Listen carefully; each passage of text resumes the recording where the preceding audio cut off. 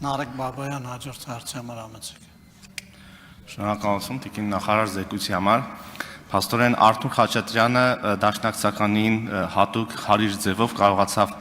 այնպես ներկայացնել, որ փաստորեն դաշնակցության իշխանության տարիներին, երբ որ իրենք պատասխանատու էին կրթության համար, եւ այն մարդիկ, ովքեր որ պետքա մասնագետ դառնային այսօր, այդ մարդիկ մասնագետ չեն, մասնագետի խնդիր կա, եւ դա ձեր նախարար լինելու հետևանքա եւ դուք եք պատասխանը կրում։ Շատ հետաքրքիր է իհարկե, եթե մարդը տրամաբանություն ունի, կարող է այդ տրամաբանության մեջ ուրեմն ընկալի հարցը եւ հասկանա, որ դուք եք պատասխանատուն, ինչ վերաբերում է կոնկրետ այդ պատասխանատվությանը, այդ պատասխանատվուն վերջին 20-25 տարվա իշխանություններն են, բայց ես հարց ունեմ ձեզ տալու, ձեր զեկույցը իսկապես շատ ծավալուն էր, բայց դուք չհասցրեցիք նշել, ես ուզում եմ, որ դուք նաև անդրադառնաք կոնկրետ գիտության թվերին, մասնավորապես մենք 21-26 թվականի ծրագրով ունեինք գիտաշխատողների աշխատավարձի ամենամյա աճ եւ կուզենամ նշել կոնկրետ քանի հազար հոգի ինչպիսի աճ է գրանցել։ Շնորհակալություն։ Շնորհակալություն պարոն Բաբայան, ինչ վերաբերում է գիտաշխատողների վարձատրության բարձրացմանը, կառավարությունը 21 թվականին կայացրեց այդ որոշումը եւ 22 թվականի հունվարի 1-ից շարունակաբար մինչեւ 25 թվականի հունվարի 1-ը, որը վերջին փուլն էր, աշխատավարձերը բարձրացել են 105-ից 300%-ի չափով։ Եվ այսօր մենք ունենք իրավիճակ, որ բազային ֆինանսավորմամբ 533,000 դրամի չափով վարձատրություն են ստանում մարդիկ, գլխավոր գիտաշխատողներին նկատի ունեմ, եւ ելի եմ նշում, որ սա գիտնականների ամբողջ վարձատրությունը չի, որտեղ ոլորտում գործում են նաեւ դրամաշնորհային ծրագրեր, որոնք որ հնարավորություն են տալիս առնվազն կրկնապատկել այս վարձատրությունը եւ հիմա մեր արդյունավետ աշխատող գիտնականները բավականին բարձր եւ մրցունակ վարձատրություն են ստանում եւ սա նաև սրա պարզ վկայությունն է այն, որ 2022-23 թվականներին կոտրվել է այն տենդենսը, որ մենք ունեցել ենք անկախությունից ի վեր, որ ամեն տարի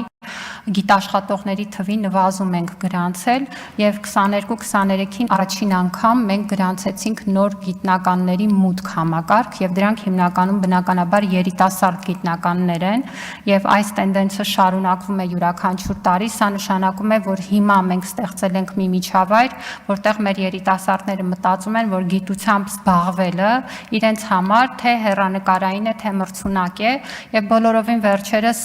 պարոն վարչապետի հետ նաև հնարավորություն ունեինք այցելել Երևանի պետական համալսարան, որտեղ ես նշեցի, որ շուրջ 3 միլիարդ դրամի ներդրում է արևպետությունը կապիտալ ծախսերի ուղղությամբ եւ հիմա մենք այստեղ ունենք իրավիճակ, որ կարող ենք ամենաարդիական հետազոտությունը իրականացնել մեր երկրում, հենց մեր լաբորատորիաներում, երբ որ նախկինում այդ ուրեմն հետազոտությունների համար մեր գիտնականները ստիպված էին լինում դուրս գալ, մեկնել արտասահման եւ այսօր ունենք իրավիճակ, երբ որ դրսից են գալիս մեզ մոտ աշխատելու եւ բավականին ուրեմն արտասահմանից մեզ մոտ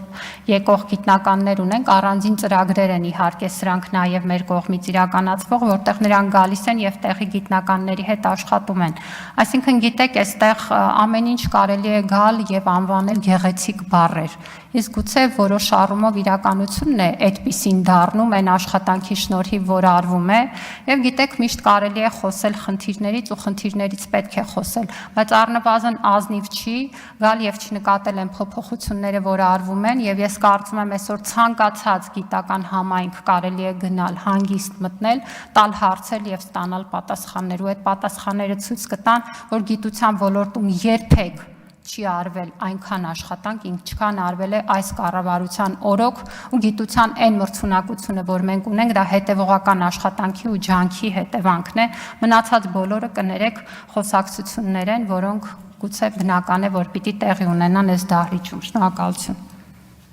Ունեք արձագանք, համեցեք։ Շնորհակալություն, տիկին նախարար, դե իհարկե չնկատողները դահլիճում չեն, դրա համար էլ չեն նկատում։ Իսկապես գիտության ոլորտում մեծ քայլեր են իրականացվել վերջին տարիներին եւ դուք նշեցիք միայն ԵՊՀ-ի օրինակը, բայց մյուս գիտահետազոտական ընկերությունները նույնպես մեծ թվով սարք-սարքավորումներ են ձեռք բերել ձեռք է բերվել պետբյուջեի միջոցներից եւ սա նույնպես ծառայելու է հետազոտություններին եւ գիտության զարգացմանը։ Շնորհակալություն։ Շնորհակալություն, պարոն Բաբայան, այս մասին կարծես էլի խոսել ենք, բայց քանի որ այսքան խոսակցություն եղավ, այս թվերը նորից հնչեցնեմ,